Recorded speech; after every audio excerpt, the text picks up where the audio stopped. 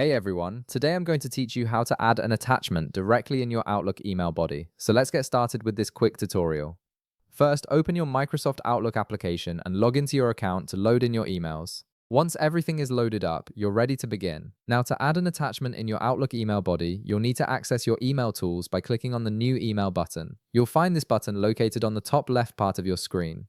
This opens up a fresh email composition window where you'll be able to work with different formatting options. Once the email composition screen opens up, direct your attention to the top part of your screen where all your tools and menus are located. From here, click on the Format Text option. This is an important step because it gives you access to different email formatting settings that control how your content appears and behaves in the email. After clicking on Format Text, you'll see a menu appear with various formatting options.